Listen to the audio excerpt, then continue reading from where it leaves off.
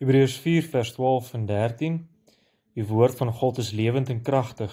Dit is skerper as enige swaard met 2 snykante en dring deur selfs tot die skeiding van siel en gees en van gewrigte en murg, te beoordeel die bedoelings en gedagtes van die hart.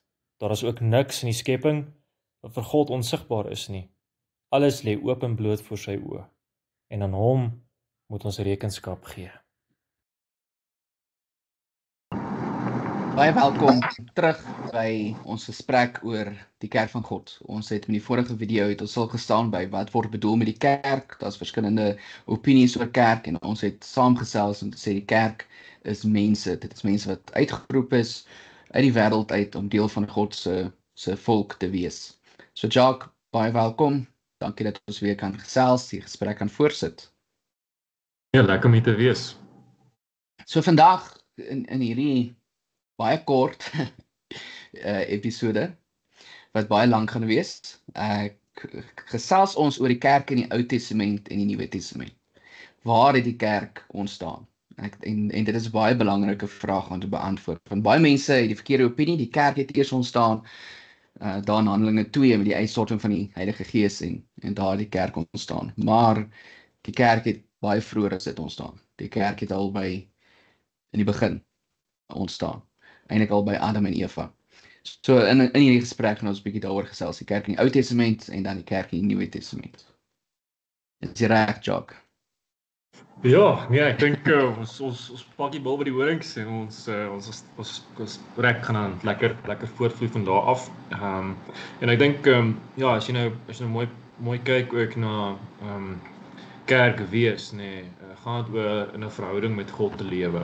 En dit is vir ons absoluut 'n voorreg om te sien dat God dit nou al van die begin van die Bybel af vir ons openbaar dat hy met Adam en Eva in 'n verhouding wou wees. In 'n verhouding waar daar geen gebrokenheid, geen sonde is nie. Dis kom hy Adam en Eva volmaak geskaap het en dan ook getuig nadat hy geskep het, hy het hulle baie goed geskep, sonder sonde, sonder gebrokenheid.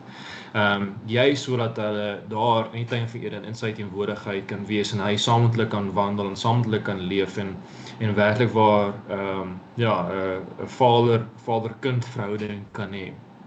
Maar ons sien dan natuurlik met die sondeval het daai hele verhouding eintlik maar skeef getrek. Het daar skeiding gekom tussen God en die mens as gevolg van die sonde en die gebrokenheid. En wat mens eintlik daar dan sien is dat Adam en Eva uit die tuin van Eden weggejaag is. Juist as gevolg daarvan dat hulle geëet het van die boom waarvan God hulle verbied het. Die boom van kennis van goed en kwaad. En om te verhoed dat hulle in hulle sonde verder ewig lewe, want nou die boom van ewige lewe was ook nog in die tuin van Eden, het die Here hulle uitgejaag om die aarde te gaan bewoon en bewerk. En daar sien mens eintlik die genadeverbond wat tot stand gekom het. Die genadeverbond in Genesis 17 waar God met Abraham 'n verbond sluit, Abraham wat ons voorvader is in die geloof, wat daaruit die Ou Testament geroep het om 'n pad met die Here te stap waar hy dan tot geloof gekom het en dan het God uit sy eie 'n monopleuriese verbond gesluit. Dis nou 'n baie massiewe groot woord, maar monopleuries beteken eintlik maar net om te sê dit van God se kant af gekom om in 'n verhouding met die Here, in verhouding met die mens te leef. Dit van God se kant af gekom om hierdie verbond, hierdie ooreenkoms met die mens te sluit, waar hy dan gesê het vir Abraham, maar ek sal jou God wees en jy sal my volk wees, jy en jou hele nageslag. En in daardie verbondsteken was uiters belangrik. Van 8 dae oud af was die seuns besny. Selfs die slawe, die manlike slawe was besny en selfs hulle kinders.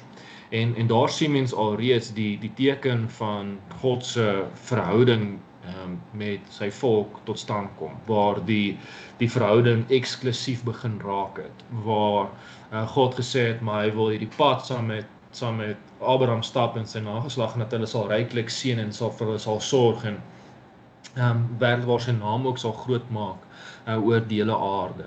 Verder met die nageslag ook 'n verhouding hê en sy liefde en sy genade aan hulle ook te betoon. En dit is vir ons die mooi wat daaruit voortvloei, want ons sien keer op keer hoe die Here 'n verbond gesluit het. Nou ja, ons sien met Noag, ons sien met hoe die Here met Dawid ook 'n pad mooi gestap het, nê.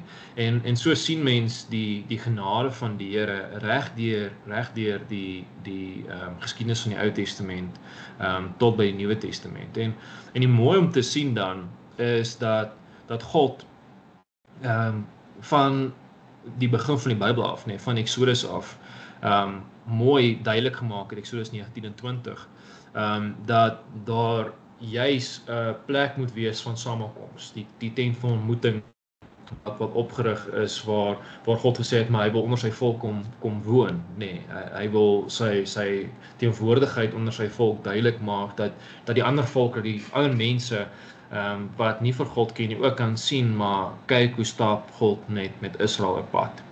En die mooi daarachter lê dan dat Moses dan gebruik word om op te gaan na die berg en die wet van die Here te gaan ontvang. En mooi dan van God af die bevele te kry van hoe die volk moet lewe. En die 10 gebooie wat daar handel dat ons vir God bo alles moet lief hê en ons naas moet lief hê soos onsself. En daar sien mens al klaar die uiters belangrikste ding wat moet gebeur in die kerk, wat ons vandag ook in Nuwe Testamentiese tyd moet toepas, is liefde vir God en liefde vir ons naaste. En die 10 gebooie is dan ook pertinent so opgestel. Die eerste 4 gebooie gaan oor om God bo alles lief te hê en die laaste 6 gaan oor om ons naas lief te hê soos onsself. En wat nou die kragtigheid daarachter is dat God dan met die instelling van die tent van ontmoeting en later natuurlik die tempel ook, is dit vir ons interessant om te sien dat God ordelik, ons nou nog in ons vorige gesprek het ons eintlik lekker daaroor gesels oor dat God 'n God is van orde, dat hy met die volk Israel praat en vir hulle sê presies hoe die tent van ontmoeting moet lyk, presies hoe hy ingestel moet word, presies hoe die allerheiligste moet lyk en wie in diens van hom moet wees, daai Lewiete wat nie 'n erfdeel gekry het uit die 12 stamme nie, maar hulle erfdeel was ewige toewyding en diens aan die Here in en om die tempel van die Here, om die tabernakel en die tent van ontmoeting. En daar is vir ons absoluut iets spesiaals, want daar sien mens self hoe God ingestel het, hoe sy eie volk met hom moet leef, in 'n verhouding met hom moet wees. En die reëls en die vereistes, die gebooie wat God hom gegee het, vir sy volk om te gehoorsaam en om sy eksklusiewe volk te wees wat aan hom alle eer gee. En natuurlik, weens die sondeval, het mens keer op keer gesien ook hoe Israel geval het in sonde en nie dit wat God van hulle gevra het, getrou uitgeleef en gedoen nie. En God hulle gestraf en hulle weer genade laat betoon en verder met hulle ook hierdie pad gestap op die Nuwe Testament. Maar nou werklik waar die eksklusiewe verhouding wat mens dan na vore sien kom van die Ou Testamentse tyd af. Ja, wat vir my baie uitstaan is die kerk wat begin het met Adam en Eva, God wat hulle geskaap het om sy volk te wees. Hulle het teen God gesondig, maar wat doen God? Hy stuur hulle uit die tuin van Eden uit om hulle ook te beskerm, maar ook as straf. Hulle leef nie meer in daai teenwoordigheid van God soos hulle geleef het nie. Hulle wandel nie meer, of hy wandel nie meer so saam met hulle soos hy saam met hulle gewandel het nie. Maar hy stop nie sy verhouding of sy liefde met die kerk net daar nie. En daarom beloof hy dat die saad van die vrou sal die nageslag van die slang se kop vermorsel. En so ons sien hoe God dan sy kerk bou. En eers begin hy met een persoon, Abraham, wat hy ook geroep het uit Ur van die Galdeërs. Ongelowige persoon wat hy tot geloof gebring het en geroep het, belofte wat hy gemaak het, die verbond wat hy met hom gesluit het, en dan Abraham se seuns, en dan begin dit so, dit is van een persoon af na 'n huisgesin toe, en dan op die einde 'n klomp huisgesinne. Jakob se 12 seuns wat die stamme van Israel geword het, en hoe dit uitgebrei het. En Exodus lees ons, daar was duisende van hulle gewees, wat in Egipte was. En dan kom die Here en hy maak daar in Exodus 19 die belofte. En dit staan vir my uit Exodus 19 vers 4 tot 6. Julle het gesien wat ek aan Egipte gedoen het en hoe ek julle soos op arensvlerke veilig gedra en aan my toe gebring het. As julle my gehoorsaam en julle aan my verbond hou, sal julle uit al die volke my eiendom wees. 'n Koninkryk wat my as priesters dien, 'n gewyde nasie, die hele aarde behoort immers aan my.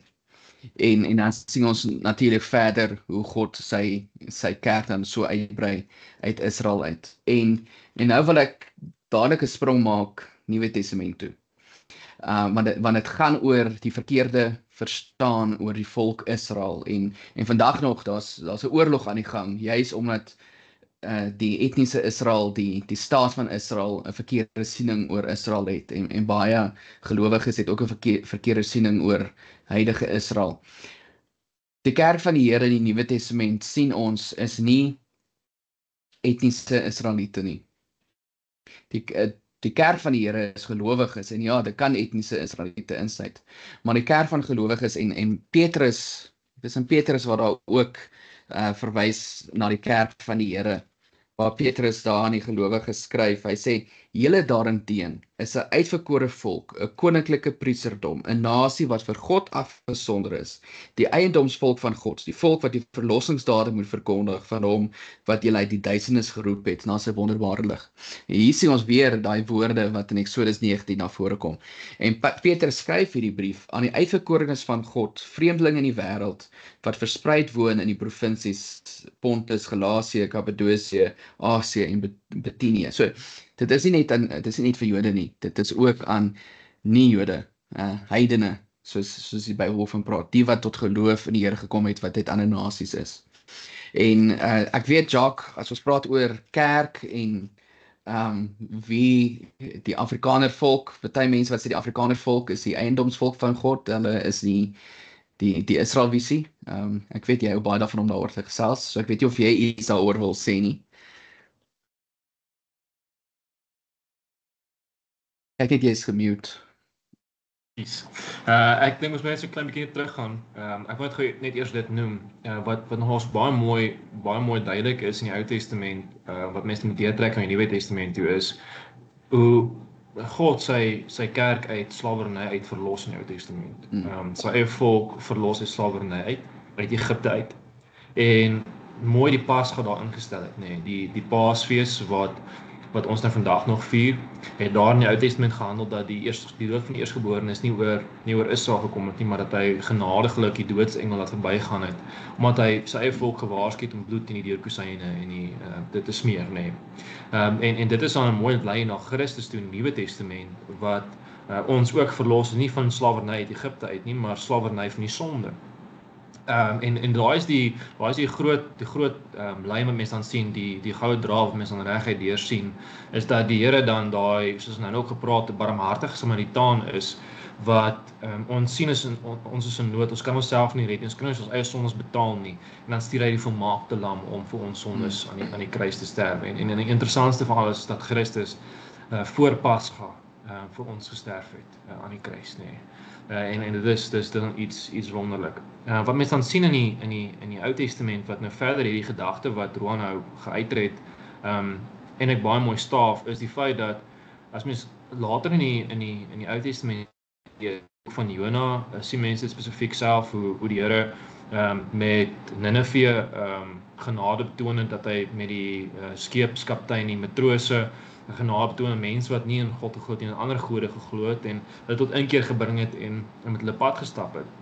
Ons sien byvoorbeeld in Jesaja dit ook keer op keer raak. Ek dink nou byvoorbeeld aan Jesaja 42, Jesaja 43 of 53, waarop daar gaan dat wanneer hy praat dan van sy dienaar hier in Jesaja 42, dan sê hy sal nie roep nie, hy sal nie hard skreeu nie, hy sal nie sy stem op straat laat hoor nie. Ek sal my gees op hom laat kom en hy sal my wil aan die nasies bekend maak. En dit is die mooi daarachter, is dat selfs in die Ou Testament sien mense die gedagte dat God sy naam wil geëerbiedig hê onder al die volke waar Israel by aankom, sodat almal vir God die eer sal gee, vir almal vir God die dankie en lofprysing gaan gee. Ons sien byvoorbeeld Jesegiel 36, waar Israel juis in ballingskap weggevoer is as straf op die Here, straf van die Here se kant af op die sondes van die volk, en dan sê die Here, maar maar julle nie vir my naam opkom nie, omdat hulle nou my minag en vir my sê, maar waar is julle God? Hoekom red julle God julle nie? Sê God self dan, maar ek sal. Gaan lees gerus Jesegiel 36, dit is vir ons eintlik verstommend hoeveel keer hy sê, ek sal optree, ek sal my naam eerbiedig, wat deur julle in oneer onder die ander nasies gekom het. Ek sal die hart van klip verander, ek sal die hart van vlees verander, na hart van die hart van klip na hart van vlees. Nee, ek sal die volk laat my voorskrifte en my bepalings gehoorsaam en nakom.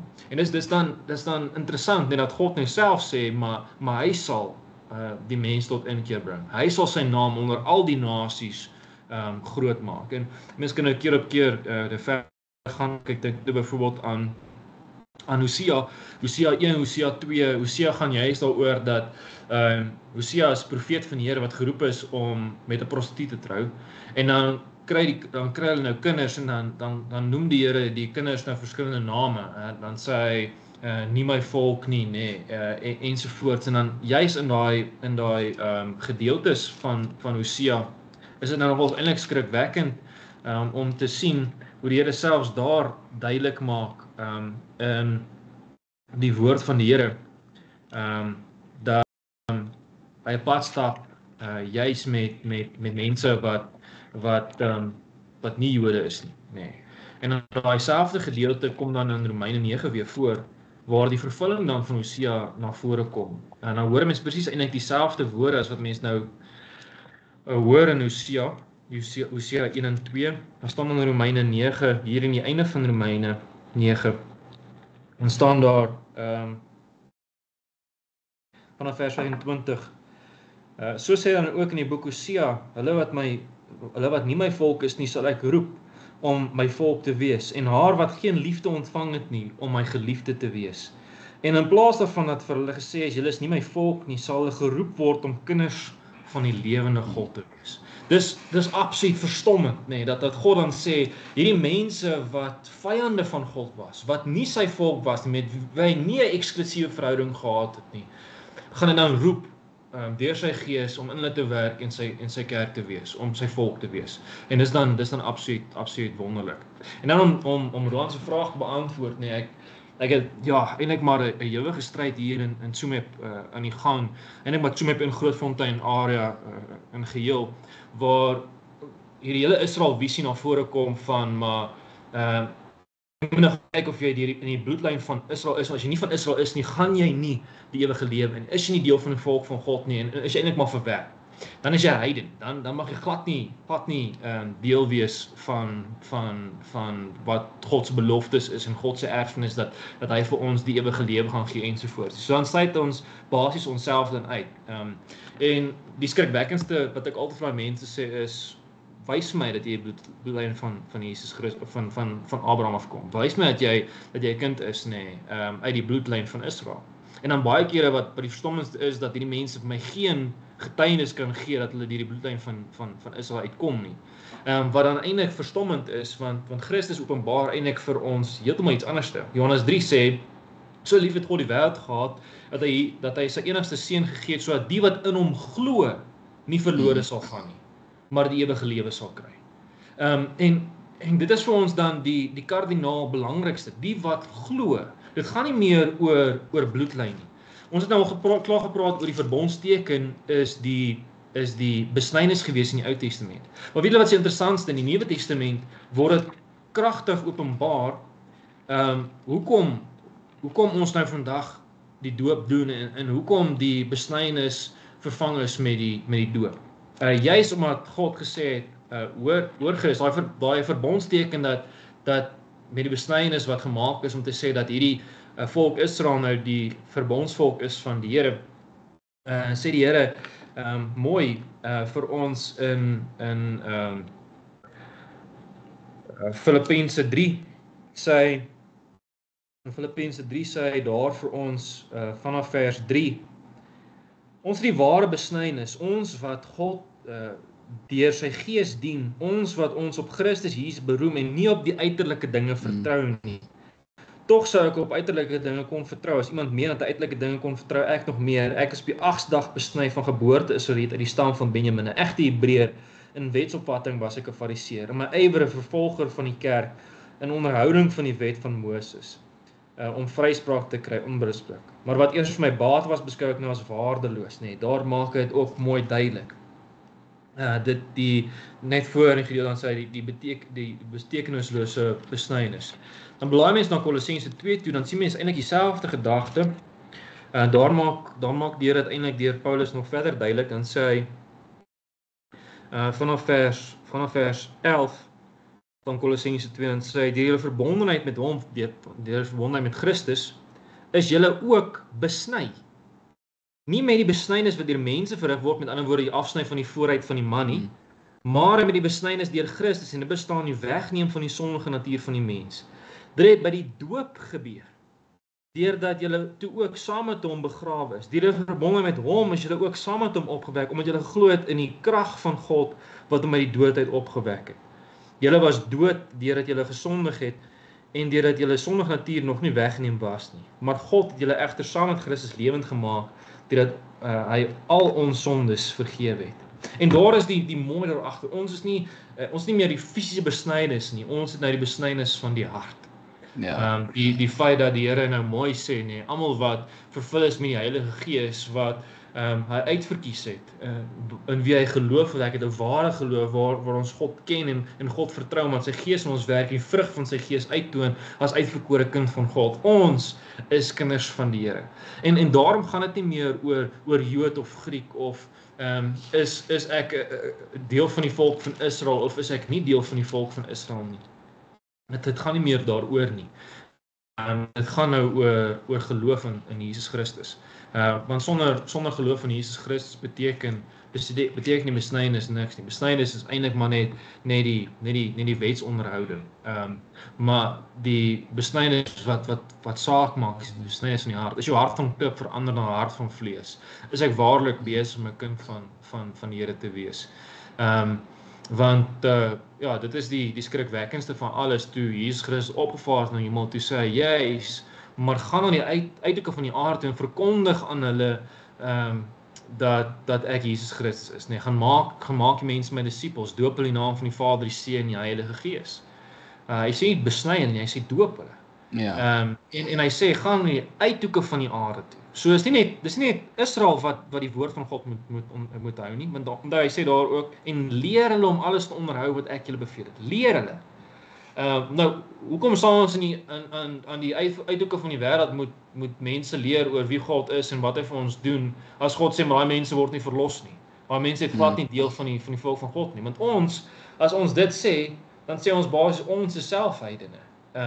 Want ek lyk nie soos 'n Israeliet nie. My bloedlyn getuig nie van dat ek Israeliet is nie. Maar my geloof in die Here doen, nee. My geloof in die Here getuig dat ek deel is van God se kerk, deel is van die geloofsgemeenskap. En dit is die mooi. Ons word nie meer saamgebind deur die verbondsteken van die besnydenis, ons word saamgebind deur die Gees, dat ons harte die besnydenis alreeds gedoen het, die doop alreeds gedoen het, en dit is vir ons die kragtigheid daarachter. Goed, ek kan nog baie sê, daar is nog baie konteks. Maar ek dink, dit is ook een van die redes hoekom die Israeliese mense, of die wat glo dat die Afrikaners net die verbondsvolk van God is, die groot dele van Handelinge en Paulus se briewe eintlik net heeltemal verwerp, want ons sien duidelik in Handelinge met die uitstorting van die Gees, dit het nie net op Israeliete gerus nie, dit het op mense van klomp nasies gerus. Ons sien hoe mense uit klomp ander volke tot geloof in die Here gekom het, en Paulus was 'n apostel vir die heidene, hoe hy na Rome en al die plekke toe gegaan het om die evangelie verkondig het, en dan skryf hy briewe aan hulle en hy sê, maar julle is uitverkorenes, julle is die kerk van Christus, julle is deel van die liggaam van Christus. En 'n gedeelte wat vir my baie uitstaan is Openbaring 5, daai beeld van waar die Here op die troon is, die lam wat waardig is om die boekrol oop te maak, en dan staan daar, u is waardig om die boek te neem en die seels daarvan oop te maak, omdat u geslag is en met u bloed mense vir God losgekoop het uit elke stam en taal en volk en nasie. U het hulle 'n koninkryk en priesters vir ons God gemaak, en hulle sal oor die aarde regeer. So dit is nie net dan u het vir Israeliete losgekoop nie, dit is uit elke stam en taal en volk en nasie, en dit is wonderlik om te weet, dat ons is deel van daardie elke stam, taal, volk en nasie. Dat die Here in sy genade gekies het om nie net Jode te red nie, maar vir almal wat op die einde daai gawe van geloof het. En so die kerk in die Ou Testament en die Nuwe Testament is eintlik die gelowiges.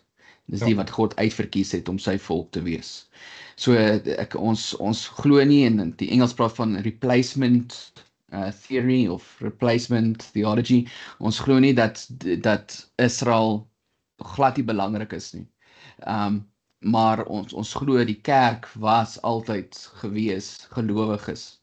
In die Ou Testament was dit onder andere het die Here om openbare verbond met Israel gesluit, maar die doel was nog van die begin af in jou, wat die Here vir Abraham gesê het, in jou sal alle volke geseënd wees.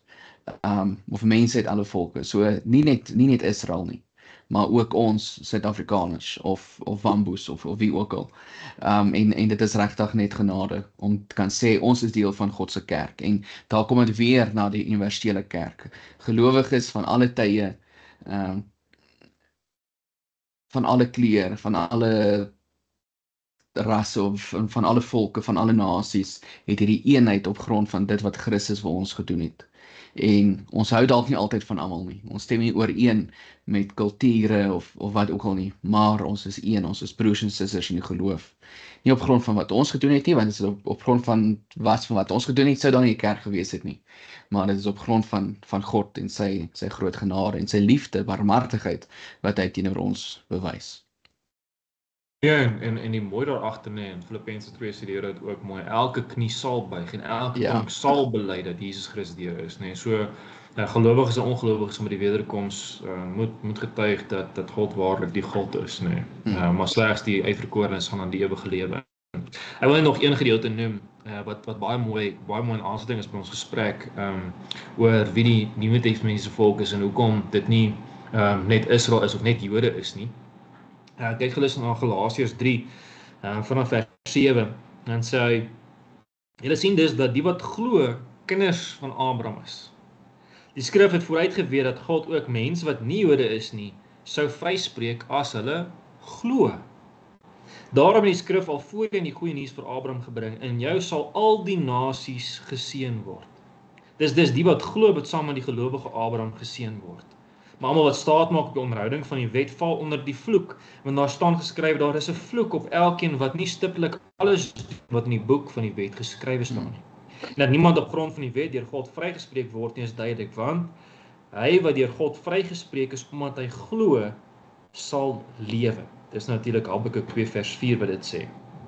So by die wet gaan dit egter nie om die geloof nie, maar om die daad, maar daar staan, hy wat doen wat die wet sê, sal daardeur lewe. Christus het ons losgekoop van die vloek van die wet, wat die wet meebring, deur in ons plek die vervloekte te word. Daarom staan daar naamlik geskryf, vervloek is elkeen wat aan 'n hout opgehang is. Daarom kan hulle ook, die wat nie Jode is nie, deur Christus Jesus deel kry aan die seën wat God aan Abraham toegesê het. So het ons dan deur die geloof die Gees ontvang wat God beloof het. En daar is mooi die opsomming, wat ons nou ook eintlik gesê het, dat God nou deur sy Gees ons nou ook kinders van die Here gemaak het. En die vloek wat ons eintlik moes kry as gevolg van die wet van die Here, want die wet van die Here, wat Paulus eintlik mooi deur Galasiërs sê, is die vloek van die Here is die feit dat toe die Here die wet gegee het, hy eintlik uitgewys hoe ons strafwaardig staan vir hom, hoe ons bitter min liefde vir hom het en bitter min liefde het vir ons naaste. En daardeur staan ons strafwaardig voor die Here. En die enigste aan wie ons kan verlos van daai strafwaardigheid was die volmaakte lam, Jesus Christus. En hy het gedoen, en toe opgevaar het na die hemel, het hy sy Gees vir ons gestuur, om in ons te woon en te werk, sodat ons die Nuwe Testamentiese kerk kan wees. En dit is dan mooi ook dan te sien in Hebreërs 11, waar die geloof ook al in die Ou Testament duidelik gemaak van die geloofshelde wat in die Ou Testament al sigbaar was, die geloof wat hulle gehad het in die Here. En daar reg deur die Bybel, as mens van die begin van die Bybel dan lees, ooreenkomstig geloof, die geloof wat in die mense gehad het in die Here, dan sien mens dit is die belangrikste essensie van God gewees, wat hy wou gehad van die mens, geloof in hom, 'n verhouding met hom, vertrou in hom, dat mense alleenlik met hom op pad stap en hom sal dien as ons ware God en ewige Vader. Maar ja, ek dink dis eintlik dan baie mooi te sien dat die Nuwe Testamentiese kerk die gemeenskap is van die gelowiges, die uitverkorenes, deur wie God werk met sy woord en sy gees. Ja. En baie dankie vir die gesprek en ons hoop regtig die luisteraars kan daar baat daarbey vind en dit ook aanstuur vir ander mense en dat dit ook sal groei. En die doel hoekom die Koninkryksgroei en Bedieningsfonds deputate hierdie toerusting bied dit gaan oor die toerusting, dit gaan oor die groei, geloofsgroei en as die Here wil ook dan dat hy ons sal seën met groei in getalle. Maar dat ons weet ons het die kennis, want geloof is kennis en vertroue. En dat ons nie net sê ons glo in die Here nie, maar dat ons weet hoekom ons in die Here glo, dat ons sy woord ken en ook dat ons dit kan prakties toepas in ons lewe. Op die einde moet ons die vraag kan beantwoord, so wat daarvan? En ja, ons hoop dat hierdie video's julle ook sal help. So baie dankie Jacques. Ek sien uit na ons volgende gesprek. Baie dankie. Geseënde weer vir almal.